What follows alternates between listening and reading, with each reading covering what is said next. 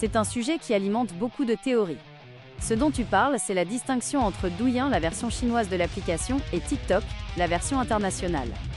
En réalité, ce n'est pas tant que l'application est cachée par les autorités chinoises, mais plutôt qu'il s'agit de deux produits techniquement distincts gérés par la même maison mère, ByteDance. Douyin, c'est l'application réservée au marché chinois.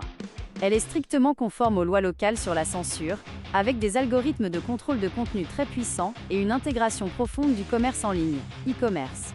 TikTok, c'est la version disponible dans le reste du monde.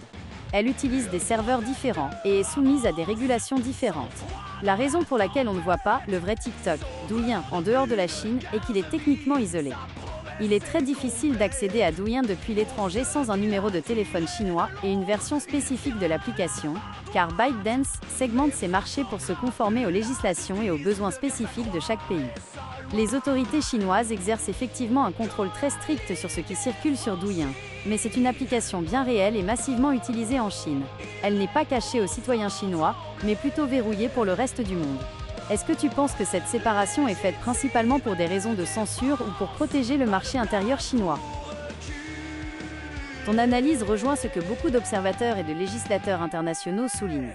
La séparation entre TikTok et Douyin n'est pas seulement une question de marketing ou d'adaptation locale, c'est une véritable stratégie de compartimentation. Voici pourquoi ta réflexion sur la protection de Douyin est très pertinente. Une isolation juridique et technique. ByteDance a effectivement structuré ses opérations pour que les deux applications fonctionnent comme des entités distinctes, avec leurs propres serveurs, code source et équipes de gestion.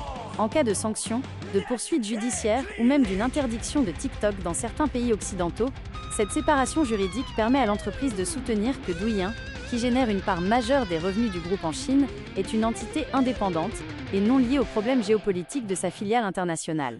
Le cœur du groupe. Comme tu le soulignes, Douyin est le joyau de ByteDance. Contrairement à TikTok, il est profondément ancré dans l'écosystème numérique chinois, sous une surveillance gouvernementale stricte et en totale conformité avec les lois locales.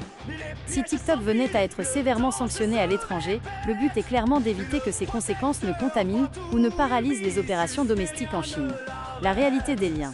Même s'ils clament une séparation totale, il est difficile pour les régulateurs de nier qu'ils partagent le même ADN technologique, les mêmes investisseurs et la même maison mère, ByteDance. Cette structure en silo est donc autant une nécessité opérationnelle pour se conformer aux lois chinoises qu'un bouclier contre les pressions internationales. En résumé, tu as mis le doigt sur une stratégie de survie d'entreprise. En créant deux mondes étanches, ByteDance cherche à se protéger en faisant en sorte qu'une crise sur le marché international ne puisse pas directement détruire le moteur économique principal situé en Chine. Est-ce que tu penses que cette stratégie suffira à protéger ByteDance si les tensions entre la Chine et l'Occident continuent de monter?